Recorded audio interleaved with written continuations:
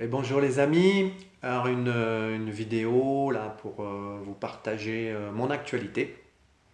Donc ça fait un peu plus d'une semaine que je suis revenu et j'en avais déjà parlé dans la dernière vidéo que j'ai faite. C'est vrai que l'atterrissage a été assez houleux pour moi, beaucoup d'instabilité émotionnelle, ce retour à mon quotidien aussi, après 2 mois et demi passés sur la route, à rencontrer des gens formidables, à vivre une aventure exceptionnelle dont je n'oublierai pas. Donc je suis submergé de souvenirs depuis que je suis revenu. Je me revois à des endroits où j'étais simplement à faire du stop, des discussions, des rencontres, des étreintes incroyables, des paysages aussi bien sûr. Donc tout ça me revient tout doucement. Et il a fallu donc accueillir un peu, j'ai envie de dire, le choc émotionnel de revenir à mon quotidien, bien que mon quotidien ne soit pas non plus monotone, c'est pas métro, boulot, dodo, caveau. Mais il y a quand même voilà, un retour qui m'a été quand même assez chahuté émotionnellement, ça commence à passer. Ça me redonne de l'énergie maintenant pour lancer des projets, mes nouveaux projets, notamment professionnels. Et qu'est-ce que je voulais vous partager par rapport à ça? Oui, puis voilà, la réalité aussi, je suis confronté depuis que je suis revenu, j'ai été pas mal épargné durant mon voyage à ce port du masque. D'autant plus que depuis hier, lundi 28, je crois, hier, le port du masque à Tarbes est obligatoire dans tout le centre-ville, une grosse partie du centre-ville. Ce qui est bien sûr, de mon point de vue, très exagéré, parce que je pouvais garantir que déjà en été, dans les rues de Tarbes, je peux vous dire qu'on ne se piétine pas. Et là, à cette période-là, il n'y a plus du tout de touristes. Je peux vous garantir que la rue piétonne, par exemple, est très large. On ne se marche pas dessus. L'espace de la mairie, c'est pareil, c'est très très grand, c'est très très large. Moi, j'y passe très souvent. Je peux vous garantir que quand je passe sur la place de la mairie, si je croise 4 ou 5 personnes et très espacées, et je ne vois pas comment on pourrait se contaminer. Mais voilà, c'est une réalité, ça nous a été, c'est imposé une fois de plus. Je ne vois pas l'intérêt de tout cela. Certaines autres personnes pensent que oui, on nous l'impose. Donc cette réalité m'est difficile parce que j'aime bien aller, j'ai un endroit où j'aime bien prendre mon café et qui est dans le centre-ville. Ça me pose le dilemme de me dire, j'ai pas envie de cautionner ça. J'ai pas envie de me promener dans la rue. Déjà quand j'étais dans mon voyage, j'étais dans des villes très touristiques. C'est vrai qu'il y avait du monde, je pouvais l'accepter, mais j'y restais pas trop longtemps parce que voir tous ces gens masqués, ça m'était insupportable. Et moi, j'ai pas envie d'être masqué. Donc là, aller dans le centre-ville, sachant que nous ne sommes pas submergés, il n'y a pas une masse incroyable de personnes, c'est très espacé. Je peux vous dire, ça fait 17 ans que je suis à Tarbes. À part quand il y a un festival, on n'est pas à se marcher dessus. Donc je me pose la question comment me positionner par rapport à ça. Est-ce que je dois quand même aller dans le centre-ville, aller boire mon café, là où j'aime bien aller boire mon café, et devoir porter le masque dès que j'arrive proche du centre-ville? Ça m'est difficile parce que c'est une façon de cautionner ce qu'on nous impose. Je ne sais pas encore comment me positionner. Donc voilà, cette réalité aussi m'a été difficile à accueillir parce que j'ai été d'autant plus confronté à devoir porter le masque depuis que je suis revenu. Et c'est quelque chose qui m'est difficile. Comme sûrement beaucoup d'entre vous, je le sais, j'ai suffisamment partagé, j'ai suffisamment rencontré de gens, puisque les personnes qui me prenaient en stop ou qui m'accueillaient chez elles, bien sûr, n'étaient pas dans cette furia de peur exacerbée. Et là encore, je le dis, je respecte les personnes qui ont peur, mais seulement est-ce que nous sommes respectés dans le fait que nous n'ayons pas peur de tout ça? Alors je sais qu'on nous afflige de tous les noms lorsqu'on ne veut pas porter le masque ou lorsqu'on ne croit pas aux chaînes d'État qui nous disent que c'est dangereux et qu'on nous accuse d'être des inconscients, des irresponsables, parce qu'on risque de contaminer des gens qui sont... Oui, ben, le droit aussi de la liberté de penser, c'est aussi ça, la liberté est une démocratie, une véritable démocratie, et on pourrait faire en sorte de ne pas forcément monter les gens contre les autres, et plutôt être dans un discours pacifique. Voilà, je ne vais pas trop m'étaler sur ce sujet parce que je sais qu'il est extrêmement sensible. J'ai déjà reçu quelques messages de gens, et comme d'autres, j'ai vu qui essayent de simplement partager une autre vision du monde et qui reçoivent des messages assez acerbes. Et je n'ai pas envie de m'exposer à ça. J'avais juste envie de partager ma réalité. Je suis un exemple aussi concret que ça fait 2 mois et demi avec ce voyage que j'ai fait, que j'ai été sur la route. J'ai rencontré énormément de personnes. J'ai été dans des endroits où on était très nombreux, jusqu'à 40, 50. C'est des gens qui n'avaient pas peur, on se prenait dans les bras, on a joué ensemble, on a partagé, on s'est embrassé.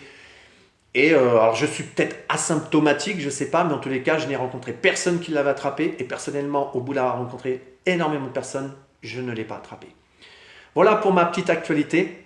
Et puis aussi, je repars sur la route parce que jeudi, je pars chez mon ami Marc Vella. Et je vous partage cette information parce que Marc a voulu justement sur ce week-end du 2, 3, 4 octobre nous réunir avec les personnes volontaires qui veulent bien venir. Il a mis une annonce sur Facebook et sur sa page. Je mettrai les liens en bas si vous voulez nous rejoindre pour parler entre nous justement de personnes qui sont sur un chemin de conscience pour imaginer le monde de demain et insuffler un nouveau souffle dont je pense, dont on a besoin. Et se réunir, je trouve que c'est très bon pour ça. Enfin, moi j'adore me retrouver avec des gens qui sont en chemin de conscience, parce que je l'ai déjà dit dans d'autres vidéos, ce monde-là, cette réalité dont on nous impose est en train de s'effondrer, et que pour moi il n'y a pas à lutter, il n'y a pas à être contre, mais à être pour cette nouvelle terre, et œuvrer pour ce nouveau monde. Et là, se retrouver, je sais que je vais me retrouver avec des personnes qui sont dans ce champ de conscience, qui sont dans cette champ d'évolution, et plutôt œuvrer pour qu'est-ce qu'on fait ensemble pour mettre à jour cette nouvelle terre, ce nouveau monde, tous ensemble de le bâtir, ce monde de fraternité et d'unité surtout, et d'amour et de paix. Voilà ce monde qui nous attend, seulement il faut œuvrer. Donc on va se retrouver là-bas, vous pouvez venir nous rejoindre, comme je vous l'ai dit, je mettrai des liens en dessous de la vidéo.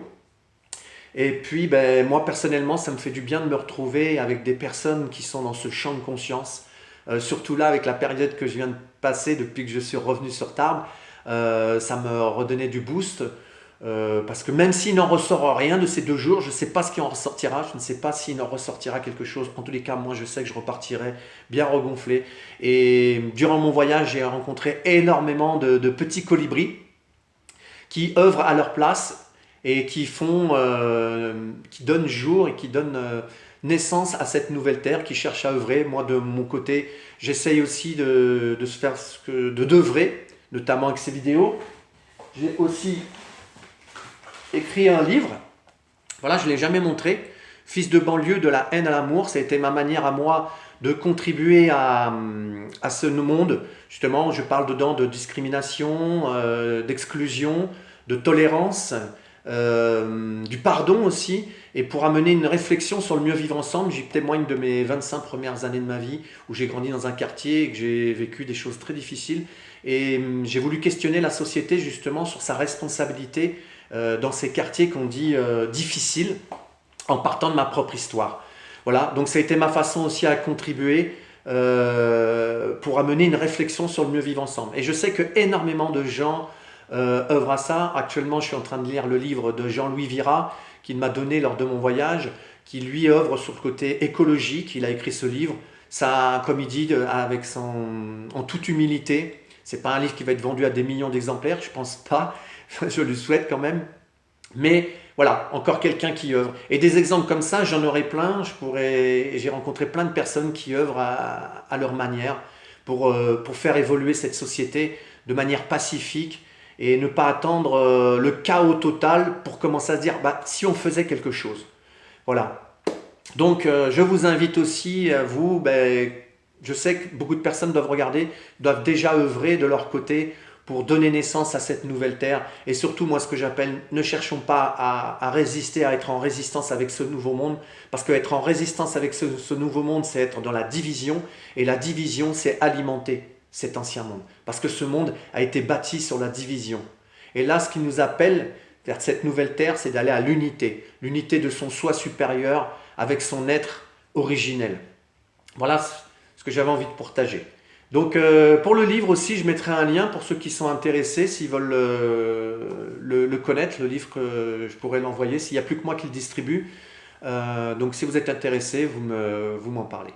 Et je voulais partager une dernière chose avec vous. C'est un texte que j'ai reçu de manière intuitive durant ce périple de 2 mois et demi, de ce Tour de France. Et j'avais envie de vous le partager parce qu'il me parle bien sûr, mais il peut peut-être aussi vous parler à vous également. Donc j'ai plaisir à vous le partager. Accueil. et ne dis rien. Écoute, même s'il ne se dit rien. Car enfant des étoiles, tu es, tu le sais. Alors avance de ce pas décidé et mesuré dont tu sais qu'il te porte là où tu dois te rendre. L'infini ne t'effraie pas. Tu en as fait même ta destination. Chaque pas t'en rapproche et pourtant tu ne sais ce qui t'y attend. Ta foi est ton guide suprême que jamais tu ne dois lâcher, car c'est d'elle que vient la lumière que tu portes en toi. N'oublie jamais d'où tu viens, car c'est là que tu retournes. Le chemin peut te paraître lointain, et pourtant, il est là, devant toi, sous tes pieds. De place en place, de cœur en cœur, tu grandis, tu le sais, et c'est ainsi que tu m'enrichis. Ne t'effraie pas de la lumière que tu perçois, elle n'est que le miroir de ton image qui s'offre à toi. Obligés nous te sommes, alors guéris. Guéris le monde et toi par la même. Comment ? En chantant, en dansant, en riant, en parlant, en sautant, en vibrant, en soyant l'être que tu es, en vivant ce qui doit être vécu. Accueille et nourris-t'en, car repu tu ne l'es pas. Ta soif se nourrit de l'esprit. Car infini tu es, et ce que tu cherches n'est nulle part ailleurs qu'en toi. Le chemin est devant toi, et il te mène à toi, à la vastitude qui t'habite et qui n'attend que toi pour se révéler. Embrasse-la, chéris-la, comme tu embrasses et chéris tes frères et sœurs auprès de toi. Ce lien d'éternité que tu entretiens est la voie de l'unité suprême que tu recherches. Alors, vis-le comme il se doit, sans chercher quoi que ce soit d'autre qui ne soit toi. Gratitude infinie. Merci à vous, merci à ce que vous êtes. Merci pour vos soutiens encore une fois, merci pour tous vos messages. Je ne sais pas ce que vous a inspiré ce texte, vous pouvez m'en parler dans les commentaires.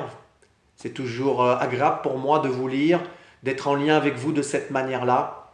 Et puis, soyons solidaires dans l'unité. J'ai aucun doute que cette nouvelle terre adviendra. Il est possible que ça passera par quelques remous, quelques chaos, on est dedans. Mais je pense, comme certains le disent, un accouchement, malheureusement, je crois, ne se fait pas sans douleur. Et nous sommes dans cette vague-là actuellement, un peu dans cette forme d'obscurité. On ne voit pas trop où on va. On sait que ce qui était n'est plus, mais on ne voit pas trop non plus ce qui vient vers nous. Donc soit restons dans la confiance, dans la joie, la bienveillance et la gratitude que tout cela a sa raison d'être. Si vous voulez, je vais vous mettre des liens de personnes que je suis, avec lesquelles je suis en accord, en résonance. Gabriel Isis, Marie-Odile Sanso qui parlent de tout ça, peut-être sur une autre. Grégory Mutombo aussi, que j'apprécie. Je vais vous mettre des liens pour essayer de partager avec vous sur des personnes auxquelles je me réfère et qui parfois me redonnent le moral quand je suis des fois tout seul chez moi et que je me dis, il y a une partie de moi qui commence à se dire, mais on va jamais y arriver. Et à chaque fois, je me sens reboosté. Donc, soyons solidaires, fraternels entre nous. Et justement, ces vidéos, ces liens, ces mots, tout ça nous relie au-delà, dans le visible, au-delà que nous sommes reliés, bien sûr, tous dans l'invisible et dans cette interdépendance qui m'est précieuse et que j'aime entretenir justement en me rendant sur ce lieu où je vais, chez mon bel ami Marc Vella, que je salue. Je sais que Marc regarde certaines des vidéos. Et peut-être que je vous ferai un compte-rendu de ce week-end. Et peut-être qu'il y aura une surprise. Je verrai peut-être un petit interview avec Marc. Je vais voir si c'est possible. Je verrai si c'est possible. Je vous salue. Gratitude infinie. Bis du cœur. N'hésitez pas sur les petits likes, les petits pouces. Je sais que pour moi, ça me prouve que ce que je fais vous intéresse, ça vous parle et ça m'invite à continuer. Allez, belle route à vous et puis n'hésitez pas à venir nous rejoindre. Je vais mettre les liens. Et puis il y a une vidéo aussi que je vais vous mettre là sur, je ne sais plus laquelle, il faut que je regarde. Voilà. Ciao, ciao.